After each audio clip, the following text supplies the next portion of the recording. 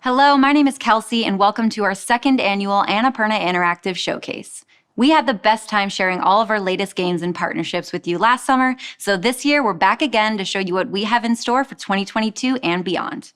Today we'll have about 25 minutes of new reveals, closer looks at games you've seen before, and spotlights on a few developers we are thrilled to be working with. We want to thank our fans and partners all over the world for making this showcase possible. Let's get started.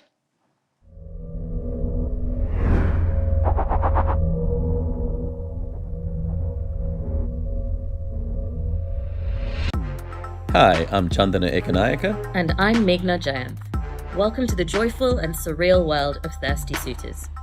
Thirsty Suitors is an action-adventure RPG about fighting your exes, disappointing your parents, and finding yourself. This is Jala.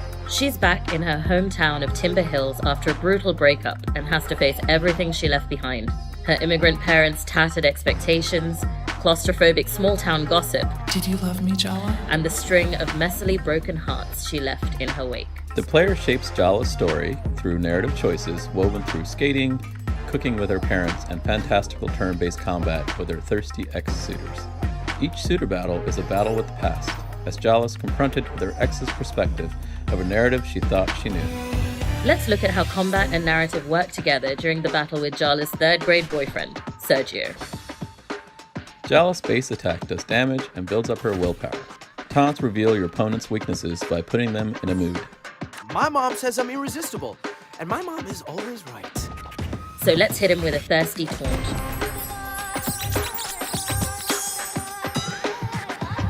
Now Sergio is in a thirsty mood. His attacks do less damage and have a chance to backfire. When he's in this mood, Jala's thirst skill does way more damage. In between their attacks and deflections, the player shapes Jala's personality and backstory through choices, which build up her persona. Just when Jala thinks she's getting through to Sergio, he pulls her into his inner world, a psychic landscape where he's the man he imagines himself to be in reality. What the hell? I can't make a dent! Sergio's ego makes him invulnerable to attack. What's a girl to do? Like most South Asian men, all it takes to destroy Sergio's ego is a single word from his mom. Jala summons the next best thing to help her win this psychodrama battle. Her mom. Trouble! No!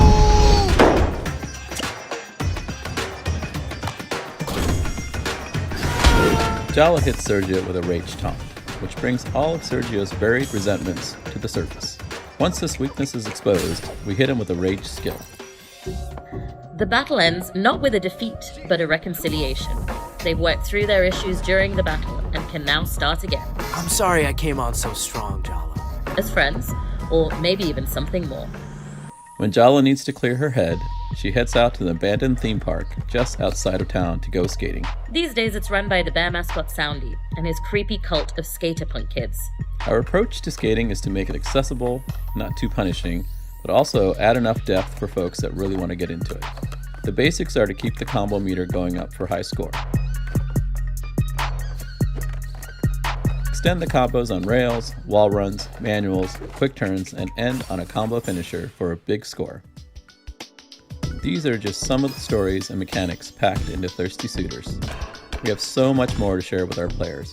We can't wait for you to join Jala as she confronts her mistakes, makes up with her exes, reconciles her cultural differences, and becomes the person she was meant to be. Thirsty Suitors is coming to Steam, PlayStation, Switch, and launching into Game Pass. Experience the game for yourself with a Thirsty Suitors Steam demo. Out now.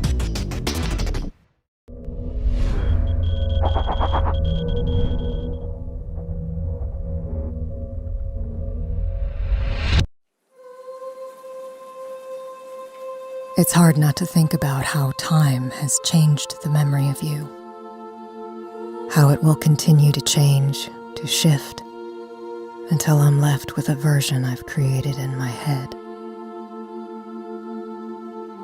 I'm packing things up, clearing out your stuff, sorting through memories that twist and turn, depending on the way you look at them. It's hard not to drift into the past,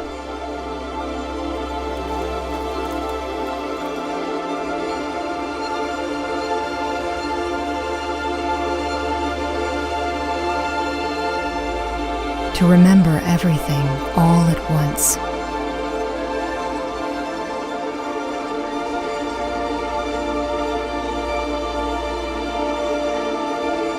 Back when you were still here.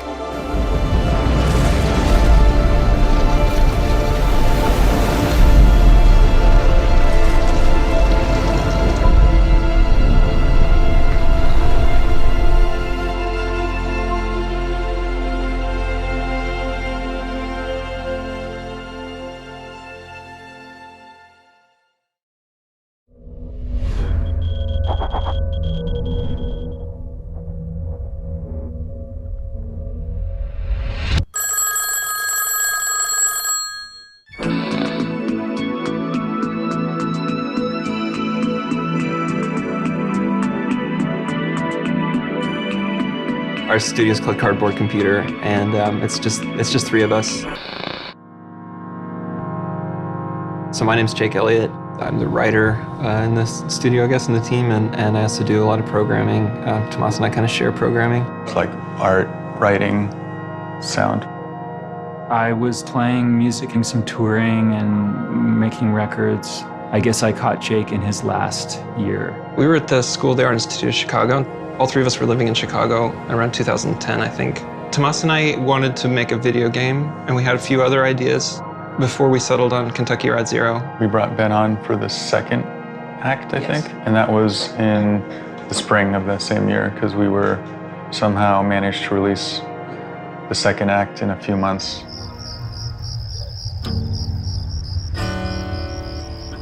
It would be Friday night, and we'd be like, okay, I bet if we worked all night tonight, I bet we could publish this game tomorrow morning. And we were like, okay. We would work all night, and it wouldn't be quite done. We'd be like, okay, but I bet we could do Sunday. I bet if we kept going, you know? And it didn't end up being possible, so we had to adjust our expectations a little bit. 7 years, with like another 3 years before that. Learned a lot about our own processes, and I think that's still kind of carrying over into the new project. Right after KRZ came out, I think we moved directly into this new game. But the idea has been kicking around for years. Maybe as old as KRZ. We're working on a new project. It's the first project we're really seriously focusing on performance as like kind of a core part of the piece. KRZ, it's like very still, there's not a lot of animation, everything is sort of like these slow, idle tableaus. So we're sort of doing a lot of R&D with making it more lively. This is a version of like fully animated characters that we can do as a 3-person team, basically. This workflow is already just so exciting.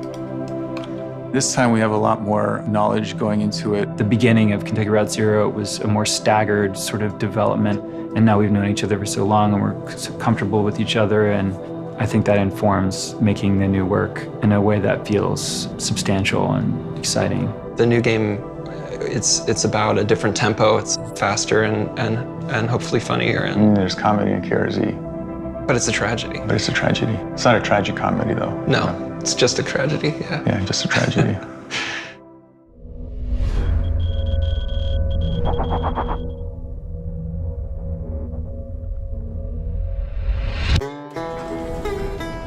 I thought I was done with this life. But I suppose that's not my privilege to possess. Some skill sets are a curse. Maybe someday I'll find the peace in that. Sadly, today is not that day.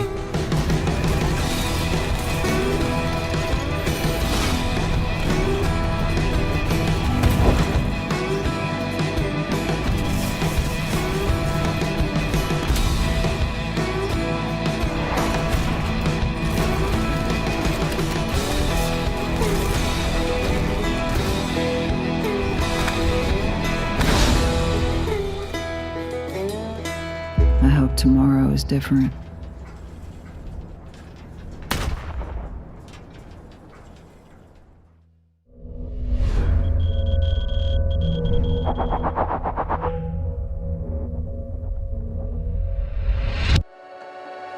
A Link to the Past was the reason I got into making video games. It was from my dad. He passed away, and that was one of the last things that he left. I came back to it when I was in my early teens. It was just a really sentimental an emotional experience. And when I beat it, I was like, oh man, I really want to make an experience like this for someone else. So I started to make my own game, and I would stream the whole process. And I had a pretty active community on Twitch, and Chris was one of the first people. I was thinking, how am I going to make this game alone? Then one day, he started typing in my chat. He said, do you have a mic? That's how it all got started. Hey, I'm Chris Hoffman. I'm the programmer at a company that Fabian and I started called Yarn Owl. I work in Austin, and Fabian works in Atlanta. We've been working full-time on the project together for a little over a year and never met. Hey, how's it going? Alma, this is Fabian. First time I'm meeting Alma. She's very excited about all this. Very excited. Like, I've talked to Alma as much as I've talked to Chris. And then, you can hold it again to charge again, and you can hold it again to charge again. Yeah, that's awesome. After work, we both come home and start working on the game. Then at the end of 2020, I shot him a message one day and I said, hey, are we really gonna make this game? He said, yeah. I quit my job that day. And then in 2021, we started Yarn Owl. I was like, man, he is fully on board. So from that point, I just figured that he would be the best person to work with. He does everything code and I do everything art. We'll just hop in a meeting for like a good hour, but then it ends up being like 3 hours, 4 hours, because we get excited just talking about different ideas. It was definitely emotional. Now all of this is happening and all of this is real. If I didn't get A Link to the Past from my dad, or even Wind Waker later from my mom, just getting those games as a kid is what motivates me now to want to make an experience just like that.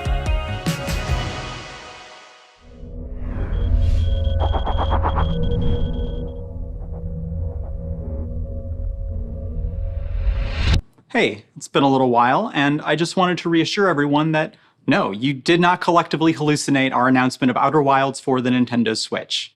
It's possible we were a bit over-optimistic on the time frame. At this point, it's possible we just fundamentally misunderstand the Gregorian calendar, but it's still happening, and we're working hard to bring a great version of Outer Wilds to the Switch. Thank you for your patience. We'll have new info for you as soon as possible. With that said, we also have some good news.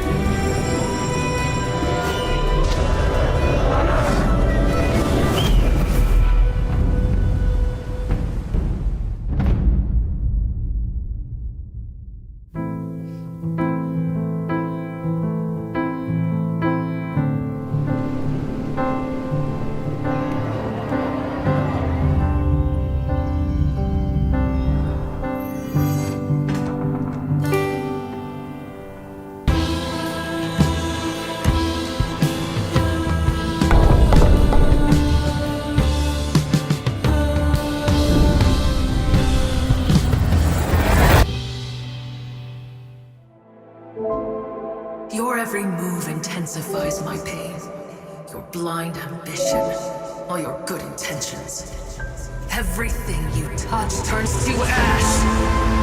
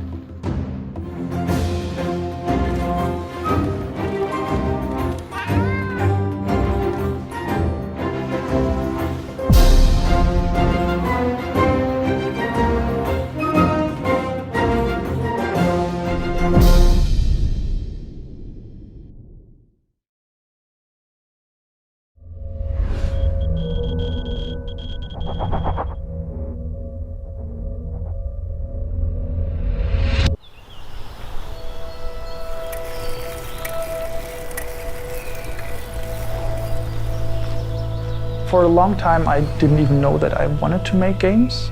And I always loved writing stories in school and learning about the mechanics in video games. At some point, I just thought, okay, maybe I can combine those two things. I'm a computer kid. I liked working in these creative programs, and those were the first steps of kind of like expressing myself. My name is Kai, and I'm a writer and one of the co-founders of Third Shift. I'm Fabian. I'm the artist and one of the co-founders of Third Shift. Right now we are in the west of Germany, in my apartment, which is at the same time the headquarters of our little company. When we started thinking about our project, we did a lot of brainstorming actually on this balcony here. And this was when the idea was born. Forever Go is a story-driven road trip adventure game where you play as Alfred, an elderly man who embarks on a journey in his trusty van. The story is inspired by a trip I took down the Pacific coast. Fabian and I were always interested in the diverse landscapes in North America, and that's where a lot of the inspiration came from. When Kai was about to go on this road trip, he asked me to lend him my camera. After he came back, he shared that book with me, like as a thank you. This was actually taken in the middle of nowhere. You can drive for hours on end, and there's just no one. And this was just crazy to see. Yeah, we have a scene just like this in the game. Alfred was the first thing we had. Character model of Alfred didn't always look like this. This is what Alfred used to look like. We started redesigning Alfred and making him a little bit more lifelike. Alfred's main purpose is to document this trip. Usually the games that stuck most with us are story-driven games. I'm just excited to see when people actually play this thing in the future. And I hope this will be very soon.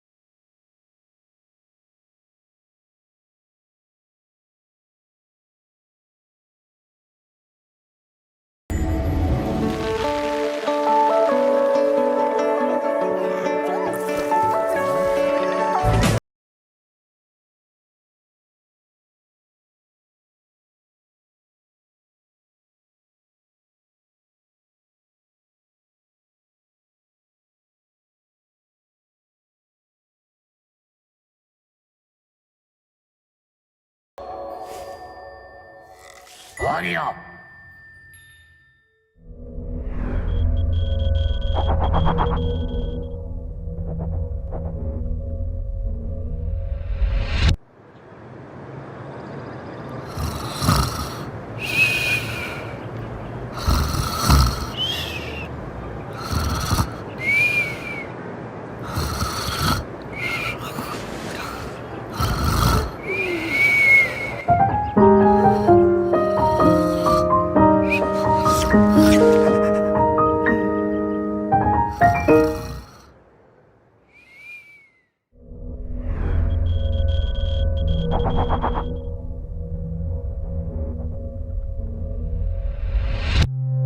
Making games is a process. You try and guide it, but you're trying to guide like a gushing river. Often people reach for stories they've already heard. We really want to pull from our own experience as much as possible because it feels the most kind of real. I'm Laura. I'm the director at Dreamfield.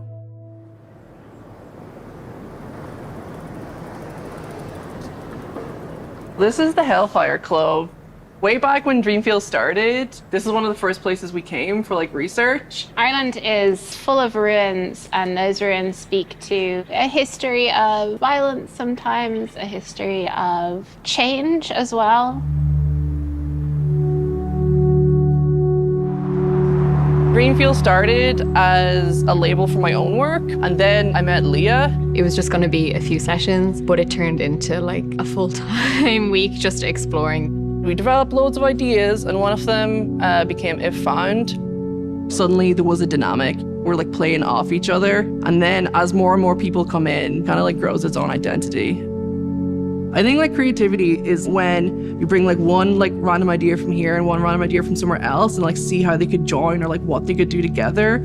And when you have lots of team members, that just happens. It's really important to me that we have the energy and we enjoy it when we come here. So like today, instead of showing computer screens, I wanted to show like Dreamfield as like all of these people coming together. The new game is set in kind of like a fantasy version of Ireland. Probably the most obvious first detail is that all the characters are cats. I think art-wise we have something very unique. We have themes that I think are very relevant these days about coming together in the face of adversity. Everything drowned will someday rise from the deep. The eerie message and theme of our game. And lots of cute cats. The goal is to be creative together and make something that is worthwhile. Well, I think what's fantastic about Dreamfield is that whether you're working on the music or the art or the programming, you're really invited to like bring your best to the table. Everyone kind of leaves a mark on it, which is really nice. In a lot of ways, I think Dreamfield has become more polished as we've gone on. I think this game will feel more polished even compared to If Found, but I hope that we still bring that edge of like exploration and adventure into it.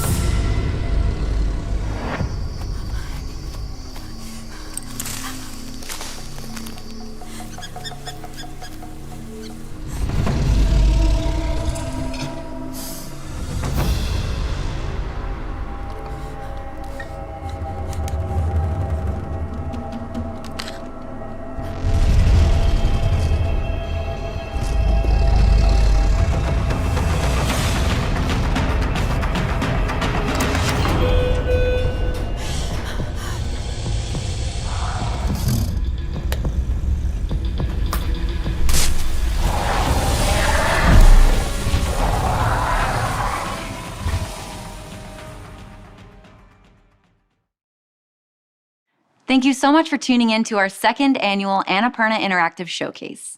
We hope you enjoyed it, and we will see you all again next summer.